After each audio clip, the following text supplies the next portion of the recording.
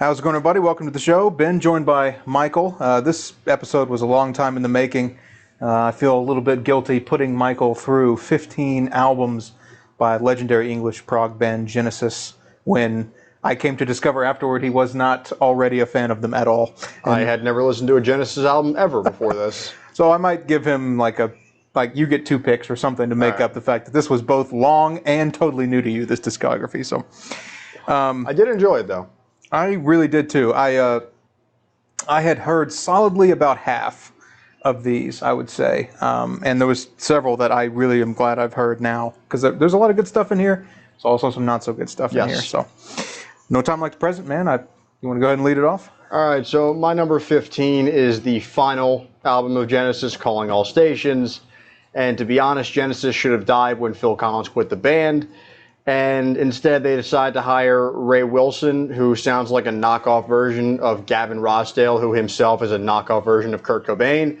So you have a knockoff of a knockoff leading the effort, and it's just I have nothing good to say. It's just them trying to sound like Genesis, but also adding some 90s alt and grunge kind of elements to their sound.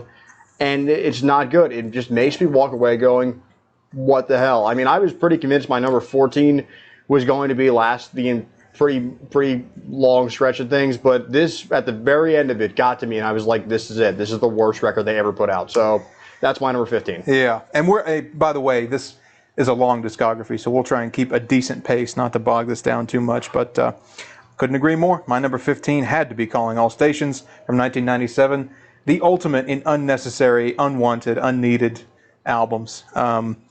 I don't have a lot of good things to say. I can't think of really any good thing that I enjoyed off this record. At best, it was forgettable, and that was when it was at its best. So I guess Congo's an okay tune. Really, there are not any good ones on here. Wake Me Up When It's Over. This thing is boring as fuck. Ray Wilson at his best. It just sounds like an inferior David Gilmour on a couple of these cuts. Just not very good at all. Did not need to happen. I totally agree. Phil Collins' last studio contribution should have been the end of Genesis. Even that one wasn't that strong. But right. Seems like so many of these bands just ended on duds. Right. I mean, it's hard to go out on top. I mean, nobody wants to. Nobody wants to admit their run is over. So my number 14 was the one I was convinced was going to be my number 15 the entire time, and that is the debut from Genesis to Revolution. I first heard this thing, and I said, oh, God, Ben, what were you about to put me through? I was horrified because this album is so boring and uninteresting, and there's nothing to it that I sit there and I go, I enjoy this. I go, it's kind of symphonic and it's kind of a thing, and it's a worse version of Piper at the Gates of Dawn, in terms of a band being something that they're not before they become something great. Yeah. So from Genesis to Revolution was another clear. I never want to listen to this ever again, and I might buy it as a completionist, but outside of that, it's not for me. Well, we'll keep chugging right along. My number 14 is also the debut from Genesis to Revelation, 1969. It's very simple and not in a good way. The song structure is very predictable. Lyrics aren't anything special. Fireside Song and Am I Very Wrong just sound like vastly inferior Beatles B-sides, like Sgt. Pepper era Beatles B-sides. Mm-hmm. Yeah, it's too saccharine. It's too orchestral. It lacks really confidence in what it's doing. But In the Beginning, I thought was a pretty cool song, foreshadowed some of the instrumental stuff that they would do later and do a lot better. And look, we got to cut these guys a little bit of slack. They were 16 or 17 when this came out. They were super, super young. So I can cut them a lot of slack on the fact that this record really isn't very good. All right, so my 13 is what I said should be the final ever Genesis record in We Can't Dance. It's not really innovative. It's not super interesting. The only positive takeaway that I can get from this record is that it's just non-offensive. And that's not something I want to take away. I want to be, I want something interesting to be happening, but it's kind of just a retread of all their Phil Collins era 80s stuff in the early 90s when grunge and alt was starting to really take over. So that was another one I'm just not interested in hearing again. It's the fall of Genesis, and it should have been it for them. They should have called it a day right here because I think Phil Collins wasn't interested in being around. I think he was into his own solo stuff at this point. We Can't Dance, number 13. Interesting. I agree with every point. I don't disagree with any of your assessment of that album, but at number 13 I had to put Duke from 1980. this was the record where I'm like, all right, we're into a totally different era of Genesis now, because I assume you do too. I tend to listen to these in chronological order when I'm going back through, right? This was like, oh, okay, we're into the 80s. I hear little whiffs of 80s cheese all over this damn record. Turn It On Again, Duchess, and Misunderstanding were a few examples of, really, I thought, pretty decent pop tunes, but they are pop tunes. They're not really progressive rock tunes anymore. Man of Our Times and Cul-de-sac, probably a little bit underrated. I thought those songs were pretty good, but the whole thing really didn't do a lot for me. Pretty forgettable. I think as a result of their attempt to be a bit more 80s, obviously this is early on, and I think Phil Collins, second one maybe? I can't remember. I believe it's his second or third. Lead. Anyway, I prefer the Peter Gabriel era personally. I don't hate Duke, but I think it's one of the weaker ones of the Phil Collins era, which I already don't prefer to the Peter Gabriel era. Okay, my number 12 is And Then There Were Three, which is their first record as a three-piece. And it sounds like they are really trying to figure out how to be a band as a three-piece. Yeah. You know, with the departures of the lead guitar player and Peter Gabriel. I mean, it sounds like they're still trying to find their footing. I really like Burning Rope. The guitars on it are amazing. Phil Collins' drumming is pristine. It's really, really good. But as their debut, didn't do much of whatever. It's just not as great of a Phil Collins project as I feel like their other ones are. Yeah. And then I wish they would have figured it out, but I mean, you have to go through that growing pain period. But that's number 12 for me. Number 12 for me is We Can't Dance. You put that one just slightly lower than me. Although I really can't say I didn't enjoy this record. I do enjoy this record. I think No Son of Mine, Jesus He Knows Me, and I Can't Dance are good songs. Now, I will fully concede that by this point in the early 90s, even Genesis's new sound was pretty stale by 1991, growing staler by the year. They had a good run. This really probably should have been it, as we've said before. I don't dislike this record. I will also say that, boy, this thing tails off quick. There's 3 or 4 good ones right up front, and then the last half hour solidly of this thing, some of the most forgettable 80s output. I say 80s because it sounds like it's 80s. Really, it's 90s, obviously, but some of the most forgettable Phil Collins era output. Nothing unlistenable, but also barely anything you remember from the back 60% of this album. Easy to put that pretty low. All right, my number 11 is Invisible Touch, which, I mean, there are a lot of songs on here that I like. I'd say the first two, Invisible Touch is a great pop tune, and Tonight, Tonight, Tonight is an epic track. It's one of my favorite Genesis tunes. It's one of the only Genesis tunes I knew, before going into this. It's super cool, and, shockingly enough, it's one of their longer songs. I mean, I find when Genesis decides to go longer in a track, especially in this era, it's still just as good as it was, back in their early proggier days when they go back to that prog era. Yeah. I'd say Domino is the same way. It's a very prog-heavy song, and Brazilian is a really nice instrumental. Really, the first 2 tracks and the final 2 tracks really make this thing for me, and everything in the middle doesn't really do all that much. So that's why it falls kind of all the way down to number 11. There are really, really great highs, but there are some pretty boring lows. Number 11 for me, I had to go with Wind and Wuthering from 1976, the clearly weaker of the 2 records that they did in that same year, right back to back. This one is just kind of a snooze fest for me. Definitely didn't do anything that the other record from 1976, A Trick of the Tail, did much better. Notably, this record was the last to feature founding guitarist Steve Hackett. Yep. His output and his creative influence would be missed to my ear in the 80s. I think they leaned a little too heavily into the synthesizer sound where they could have used his great guitar accenting input. But it was not to be. 11th Earl of Mar, One for the Vine, Blood on the Rooftops. The high points, even though they are not soaring highs, I would say at its best, this is like a solid B, maybe B+ record. Just nothing terrible, but nothing great either. A little too artsy, a little too keyboard heavy, synth heavy. Obviously, Steve Hackett left the band over tensions due to that very fact that they were going a little too keyboard heavy. A lot of people say that Wind and Wuthering is a really great record, one of their top 5s. I'm surprised by that. I don't see that it has anything on it. That Trick of the Tail didn't do much better that same year. So, all right, my number 10 is their second album, Trespass. First off, Looking for Someone is better than anything that was on the original record. It is more interesting from the first bar. I really did the guitar parts towards the end. I would say this is where they really find their, sense as a prog band. Visions of Angels sounds like a church hymn at times with the background, with the choir and the flutes and the drum fills. That's really, really cool. Dusk is super atmospheric. And then Knife is, it's a really, really quick track at times, and it slows down and then it speeds back up. Like in the third act, it's even faster than the first part. I mean, I'd say that's probably the standout song on the record is probably The Knife. But it's definitely Genesis becoming the prog band that would make them end up great. Like Trespass, while not one of their best, is still incredibly important to what we would see Genesis become. What a huge jump in quality from that debut. It's insane. Only a year later to Trespass. You go from like a record that is obviously not very good at all, pretty bad, and to one that's like, wow, this is pretty good. It's like that's, yeah. No, I like Trespass. It's the fact that it's number 10.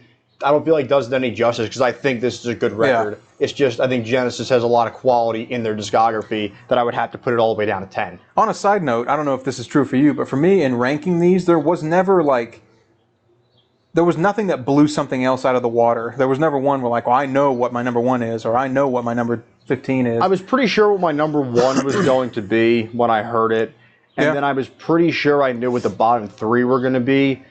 But everything else, it was kind of working, reworking, and figuring out what I would do with it. There's a lot of really, really good albums in here, and it's hard to distinguish what's great. Yeah. Perhaps I should rephrase. That's a better way of saying that. I could easily see why anybody would put any of my top 6 at number 1 if they had slightly different, when you get up to the highs, they're all really comparable in terms of quality, but there are some obvious bad ones. Yeah, that's a better way to put that than how I did. So my number 10 is And Then There Were Three from 1978. Obviously, the first band is a trio. They would evolve quickly into like a power trio, pop 80s trio. But this one, I find, is the weakest of that era. I think it is taking the proggy 70s and the pop 80s and bridging the two, but as a result does neither that well. Phil Collins, Tony Banks, and Mike Rutherford, just 3 of them left, hence the name. Not terrible, but not really much that jumped out at me on this. It's listenable. It is notable for Follow You, Follow Me was their first sort of big pop hit. Right. And I wonder how much influence that song had on the band's direction going forward. If the commercial success, which, by the way, they really hadn't experienced up to that point. No, that was one of the surprising things. Yeah. They were commercially really popular once Phil Collins really took the reins. Yeah. Peter Gabriel, while popular, they weren't a radio hit. Mm-mm. And they definitely stayed sort of regional to England in those early 70s days. American audiences would only hear of them for the most part widespread in like this one. So, yeah, definitely my lower tier of the 80s stuff, and not really anything that jumped out at me on this one. I don't have any. I put it at number 10 because there's nothing wrong with it. There's nothing objectively terrible about it, but it really doesn't do any one thing that well, in my opinion. So my number 9 is the self-titled Genesis. I think it's a good record. It's still them as a 3-piece. Mama is a really stripped back song, which is a nice crescendo before fading out at the end. That's All is another really catchy, easy driving type tune. Feels a little bit yacht rockish. Illegal Alien, What the Hell? That song is weird. Like what? It's I can't tell how to feel because I'm just confused by it. I'm still perturbed by whatever the hell that is. And Just a Job to Do. Yeah. It's a good track, but it sounds kind of dated. And that's how I feel about this record. It's a good record. It just feels kind of dated. There's nice parts to it, and I enjoy a lot of it. It's just, I go, this is very of its era, and I think they can do better, and I think they have done better. I'm finding out about you, Michael, that you don't really care for the 80s. No. I've always gone, I like the mid to late 60s. I really love the 90s, early 2000s, 70s, skip over the 80s. Yeah. I've always been skip over the 80s. So my number 9, this is the first of, maybe 2, maybe 3 picks that would be slightly surprising. I don't think I have any crazy opinions on this record. My number 9 is Invisible Touch, man. Really? Very few people would rank Invisible Touch above And Then There Were Three, but I feel that Invisible Touch is a much better pop record than And Then There Were Three is a rock record, if that makes sense. So, Invisible Touch, Land of Confusion, Tonight, Tonight, Tonight, Anything She Does, Domino. These are good songs, man. Now, there is some weaker stuff. I totally agree with that. It's the first half is great, and the last little bit is great, and then there's some stuff that's hiding in between that really is not of great quality. Catchy, beautifully produced for the time. It was 1986. I know that production values had increased drastically in that from 1980 to 1986. I get that. But even still, this one, few people would be able to achieve this level of clarity and beautiful, crisp production even today outside of the absolute professionals. All right, it's nothing like older Genesis. By this point, we have left so far behind the Trespasses and the Foxtrots. Yes. And I can see why a lot of fans hate on this. Had I been a fan of 70s Genesis in the 70s, I too probably would have really frowned on this new direction. But looking at it as a cohesive discography of a band, I feel they evolved, they changed significantly, and did the new thing very well, Right. As evidenced by this record. So I really think this is a pretty good album. I like it. I like it. My number 8 is Wind and Wuthering. I would say, you said it's boring. It's definitely a slower kind of record, but I still think I like the acoustic guitars on Blood on the Rooftops, which is basically Ignorance is Bliss the song. I like In That Quiet Earth. It's a way heavier synth and guitar kind of song. I like the duality of it. Like you said, it's the final record Steve Hackett was on because, yes, they went obviously super synth heavy. And Peter Gabriel leaving, I think, has something to do with it. That Phil Collins was like, I like synth and I like drums and guitars are fine. Phil really did take over creatively. Yeah, he did. More so than Peter did during his era. It still felt much more collaborative. Right. And as a result, I think better personally. And then I'd say One for the Vine is maybe the standout track. I wrote on here, I said it's Run to the Hills on Morphine. It's about, forcing Native Americans out of their land and the Trail of Tears, but it's like a way more relaxed story than Run to the Hills, which is the most intense shit of all time. So, and it's exactly 10 minutes, which I appreciate. I can get behind something that's exactly 10 minutes like that. I like this record. Like you said, though, it's slow. It's definitely on the slower end of things. So, my number 8 is the other one that I think would surprise people that I placed it at this spot, and that's Abacab, 1981.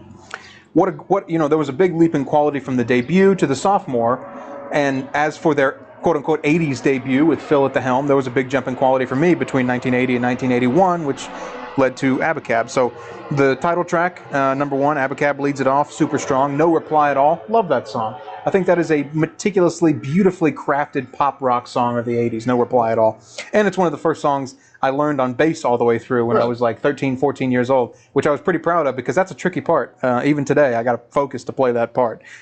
Love the bass work of Mike Rutherford, I should say, across this whole discography. Yeah. Totally underrated member of the band. Hugely commercially successful, this record, and this sort of catapulted them into superstardom in the 80s, whereas they were sort of stars but not superstars in the 70s with that progressive sound that, even though I like more, I can see the quality of this as well. Man on the Corner, boy, that's a rough tune, though. That one, I can get inside your mind a little bit in the 80s and say, Man on a Corner makes me hate 80s sounds.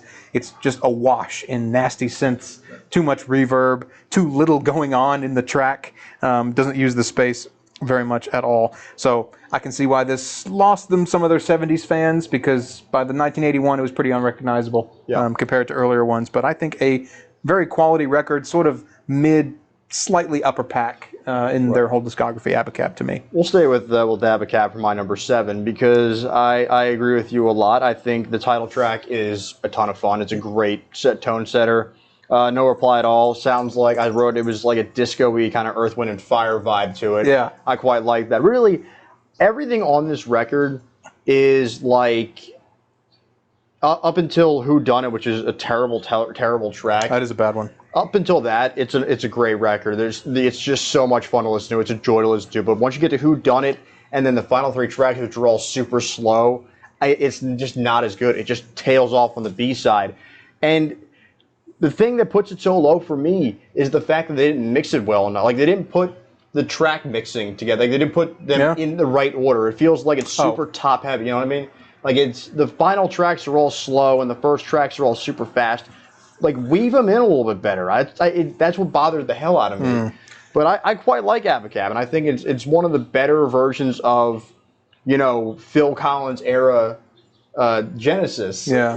It's just, that really bugged the shit. I mean, the final 4 tracks are a little bit rough compared to the first few. The 80s-ness of this one does hit you like a ton of bricks, It does. It is so 80s. When you listen through their discography. So you can see, okay, I can sense the 80s are coming with And Then There Were 3, but then this one, and you're like, holy shit. Yeah. Even the album art, I mean, it's so 80s. It's loud. Yeah. It is loud. Yeah, No Reply at All is really emblematic of just how far they've come from something like nursery crime. Yeah. But again, I don't hate it. And we'll stick with 80s. My number 7 is Genesis, the self-titled from 1983. A curious placement of a self-titled record. A lot of bands will have the debut be self-titled or very late in the career be self-titled. This one's like right smack dab in the middle. That was weird. That's unusual.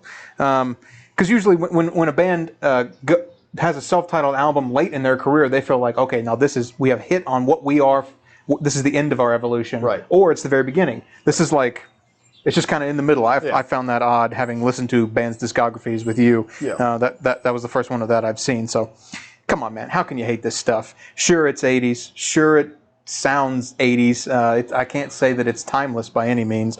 Mama, Home by the Sea, love that tune. That's all, taking it all too hard. I like Illegal Alien. It's weird as hell. But I think that's so weird. It's weird, but I like that it's there. It's not a single. You know what I mean? Yeah. But it is a cool track. I'm an apologist for 80s Genesis. I prefer 70s Genesis, but I will never say that this stuff is terrible. I'll never say that it was them selling out. Right. They were trying something new, and they did it very well. If you don't like the new stuff, I understand that totally, but let's not say that it's bad. It's good. It's very good. Right. And it sold very well. So those guys can retire on this stuff, not the 70s stuff. Exactly. Financially. So, yeah, I mean, this was peak 80s Genesis for me. I think this was probably the best of their 80s output. Okay, my number 6 is Foxtrot, which I really love. I'd say Abacab and up, I'd say I really, really like all these records. Foxtrot, Get 'Em Out by Friday is super well layered. You know, the storytelling and the commentary on corrupt landlords, I think, is a kind of a weird concept, but I like it. Can Utility and the Coastliners, beautifully written, excellent imagery. The acoustic guitar in the second, third, and the organs, love it. Horizon, coming off of that, is a nice, quick instrumental. Yeah. And then obviously you have Supper's Ready, which in my mind is like the Echoes of this record. Like, Metal is cool, but then Echoes is the great track that everybody knows. That's what Supper's Ready feels like for this. This is the track that everybody should know. It's a prog rock masterpiece of about 24 minutes. It's so many different moving parts, so many different, areas. It's so much ground covered. It's truly special, but I did not want to just bump this thing off based off the weight of Supper's Ready. So that's why I feel like maybe I put it a little bit low based on that, trying to be overly careful. Mm-hmm. But that's my number 6. It's a good number 6. That's my number 6. Yeah. I should have said for me, like 8 and up stuff I'll revisit all the time. Yeah. Depending on what itch I'm trying to scratch, 80s or 70s. But this band is half stuff I don't really care to hear again, half stuff I like. I mean, right. it is really a pretty even split, around about 8. So my number 6 is A Trick of the Tail, the vastly superior record of theirs from 1976. Wind and Wuthering, I thought, was clearly the weaker of the two. Obviously I put it so low on my list compared to this one. This one, if memory serves, is this the first Phil Collins-led project? Okay, there you go. So a great debut from him, taking over from Peter Gabriel. Nothing revolutionary about the change in sound, but there definitely is a different set of influences and creative direction with Phil at the helm.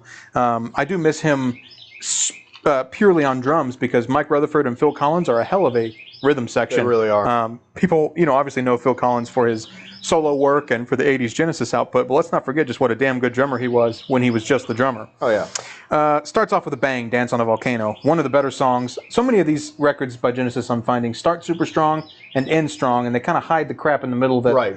Really, no, I feel the same exact way. I hate that they do that because either just write better songs or cut these records down by 3 or 4 tracks. Yeah, okay. What are you trying to prove? Who's going back and listening to all that shit? Anyway, I like the vocals of Peter and Phil pretty much equally as far as just the timbre of the voice. Both fairly unique, both good songwriters. Squonk, Robbery, Assault, and Battery, and the title track, all really, really good songs. Production, obviously, is fantastic for the period. 1976, this sounds great. It does. Super, super clear, perfectly mixed. I will say that when the speed drops on this one, when the tempo drops, the quality drops for me. Perhaps we disagree on that because that was my big complaint of Wind and Wuthering. When they are too slow, when they're too exploratory, when they never pick up for me, I don't really care for Genesis at 80 beats per minute. I think they're better when they're fast. I don't mind the slow stuff. But yeah. I do agree with that. When they're up-tempo, they're significantly better. I've seen many people place this one higher, and I totally understand why. Anything from like 6 or 5 and up for me, I can see why somebody would love it and put it at number 1. But me, just number 6. My number 5 is Nursery Crime. This is the first one, obviously, since I listened chronologically, that really stuck out to me, that I really liked. Musical Box reminds me of something they would play during the Piper at the Gates of the Syd Barrett era of Pink Floyd. Oh, yeah. Like, if it was done right, though, with the medieval sound and light fantasy kind of stuff. Return of the Giant Hogweed is a super groovy guitar track. I love it. I think that's probably my favorite song of the first 3 records, easily. Harold the Barrel is super weird, and the upbeat instruments and the suicidal restaurant owner and all the characters in it. Yeah. I really like that. And then The Fountain of Salamacus is another excellent guitar track with a lot of moving parts, feels super cinematic. This, to me, is... So Trespass was them figuring out how to do prog. This is when they knew how to do prog. This is their first, like, true, we're here, we're forced to be reckoned with. This is that record for them. I do love 70s Genesis, man. These ones at the top were the ones I had already heard that had prompted me to suggest we do this discography so I can go back and experience it all. And ended up rounding out pretty much my top 5, as I suspected they probably would. But my number 5 is Foxtrot, 1972. Great record. All of these 5 and up, I think, are varying degrees of exceptionally good. Genesis had some misses, but boy, they had like 6 great records. Right in a pretty close chronological proximity in the 70s. Watcher of the Skies starts this thing off with a bang. I'd be remiss if I didn't mention how much I love the album art of this era of their career as well. Lots of that hand-drawn, sort of surreal. There's a guy, I meant to write down his name, but I forgot. There's a guy who did several of these, and you can see the kind of consistent art style. That adds a lot to me. I'm a big album art guy. I like to just kind of look at it while I'm listening to it and see if how much thought I perceive that they put into it.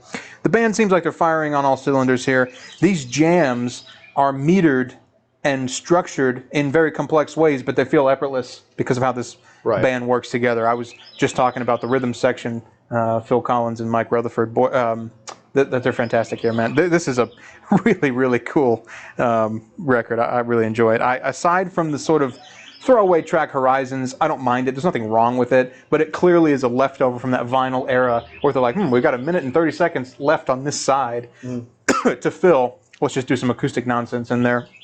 That's something that would never fly today. And I could be convinced to bump this one up purely on the strength of Supper's Ready, a prog epic. Peak prog. The vague, surreal lyricism, the fast, then slow, then change the tone, then revisit the musical themes. I love music like this. So hard to write because I've tried. Stuff this good, this long, keeps your attention. Really, really great. From here on up, we're into epic territory. All right, so my number 4 is our greatest discrepancy. My number 4 is Duke. Probably my second favorite of the Phil Collins era stuff. It feels like a much more realized version of, and then there were 3, and I feel like the problem with Abacab was that nothing changed from what Duke already was. So I feel like Duke is the perfect balance of those 2 things. I think Duke was pretty innovative, and more innovative than Where There Were 3, and more innovative than Abacab. So I really like Behind the Lines. I think it's a great, kickoff piece, and it bleeds right into Duchess, which is super, scaled back, and then it crescendos into its own kind of deal. Misunderstanding, super accessible pop track. Really like that song. It's way easy to listen to. And then I'd say the last 2 tracks, I think Duke's Travels is very proggy. It sounds very proggy. The light synths and the really heavy drums. That's something I noticed about Phil Collins era stuff. The drums and the instrumentals in general are really, I don't know if they're better, but they're really, really good. And they really stand out, when he takes over. And then Duke's End, right at the very end, the instrumental to follow it, is another great, closeout track.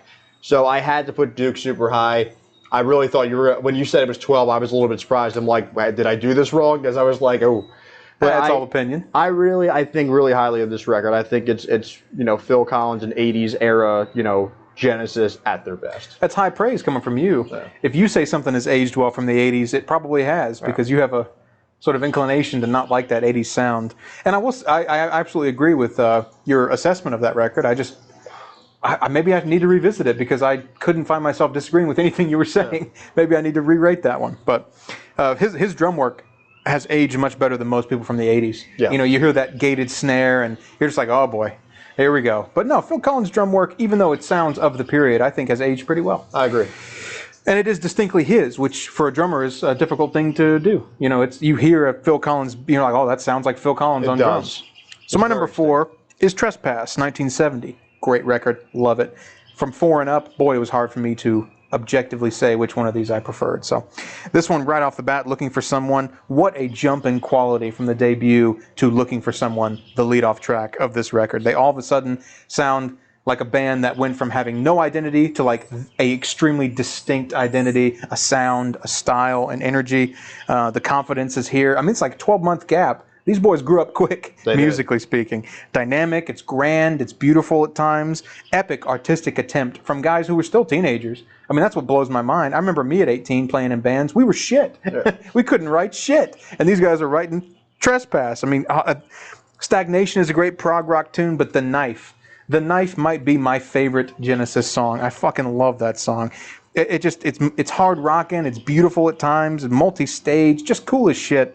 Love that one, man. I love the direction that they were headed in as early as 1970, right off the bat, from a pretty weak debut to all of a sudden catapulting into like a great prog record.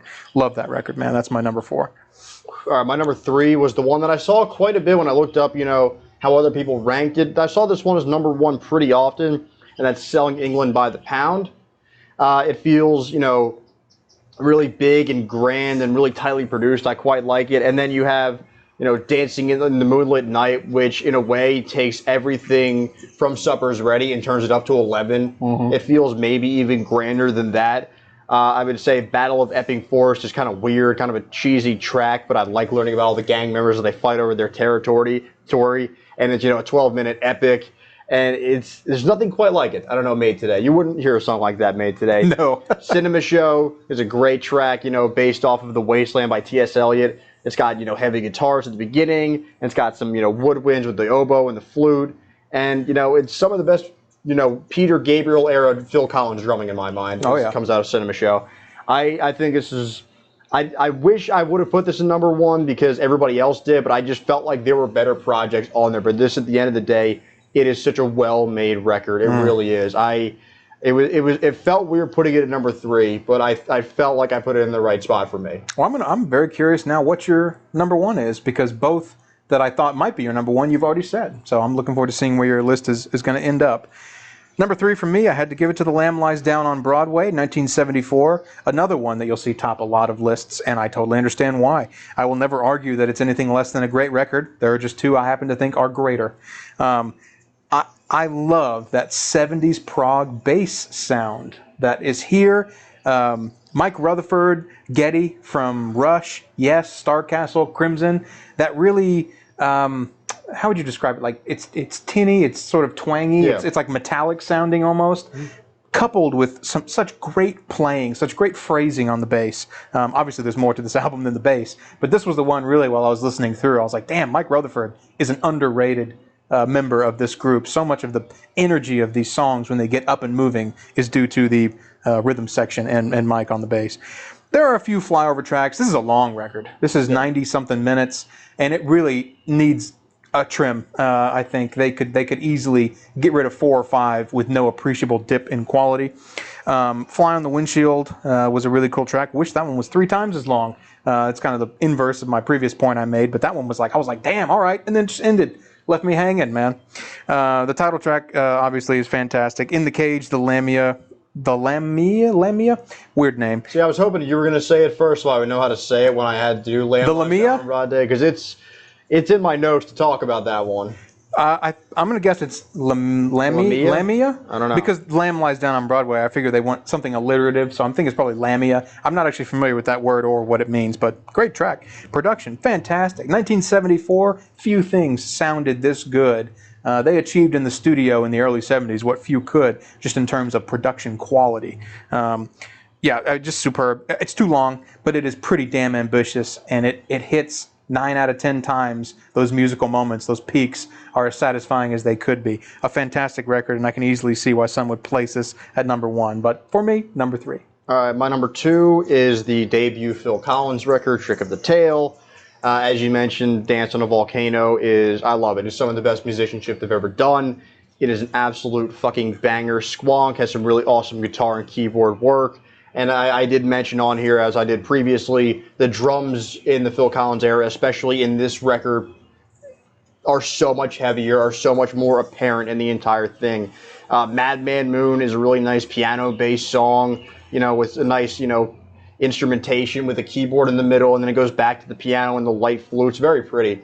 And then Ripples is a song about like the loss of youth, and it's got a great chorus. And I also love the back half instrumental with the synths and the howling guitars.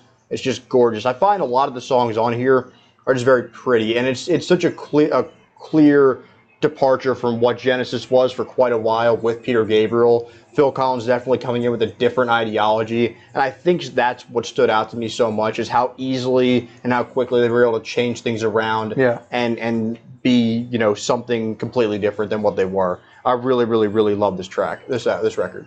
We should note, to your point, that bands that have two different eras of success with two different artistic styles, a rarity. It is. Genesis is a prime example of them doing something completely different and still succeeding, let alone the rarity of a band with two different frontmen in two different eras having sustained success. I mean, I quite like the Phil Collins era. I think the Peter Gabriel era is better. Mm-hmm. I think it's more significant. I think it's more interesting as a music listener, but I think a lot of people you would find who aren't just big music people that listen to their stuff are like, oh, Phil Collins stuff is better because it's poppier and it's easier to listen to.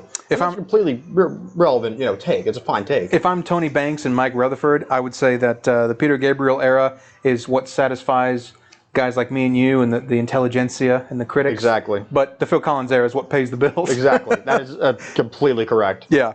Both good. One I think is better artistically. One obviously is better commercially. So there you go. Number 2 for me, Selling England by the Pound from 1973. Boy, they had a good run from like 1970 to 1975 of some epic output surprisingly quickly.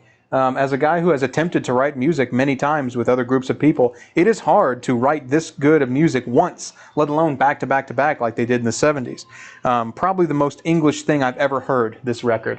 The name, the artwork, the Battle of Epping Street. I mean, it's like it's the most English thing I've ever heard. British. This was the quintessential lineup of Genesis. You had Peter Gabriel, Phil Collins, Mike Rutherford, Steve Hackett on guitar, and Tony Banks on the keys. Such talent in that lineup. Incredible. How many awesome solo careers that all these guys have had independent of each other. Amazing that they all happened to get along and know each other as teenagers and start this band. Lucky us that we get to hear that. Dancing with the Moonlit Night, I Know What I Like, The Battle of Epping Forest. Firth of Fifth, hate saying that. I assume that's some alliterative play on language that doesn't work because I'm not British. Right. And Cinema Show was one you mentioned. Again, a prog epic, fantastic tune. Heavy at times, beautiful at times. It has that duality, that progressive duality that Genesis and so many other great prog rock bands have. The vocal work here, I think, is fantastic. Even though I'm not crazy about the mixes, even though I love this record and I can see its greatness, and I could even be convinced to put it at number 1 on any given day, I don't care for how the vocals sit in the mix. They're a little too forward for me, a little too dry. That's fair. Maybe that was a limitation of production values at the time, because these were pretty dense instrumentals behind them, and they had limitations that I don't have now trying to write music. But an epic record, again, one you see people put at number 1, and I understand why, but for me, I had my number 1, and it was always going to be my number 1. See, my number 1, once I heard it, I was pretty much like, I'm going to have to get my socks knocked off to have to pass this thing, and that is Lamb Lies Down on Broadway. It is their most ambitious project. I think it's their final one as a 5-piece with Peter Gabriel. I believe so. The title track is super epic, great chorus.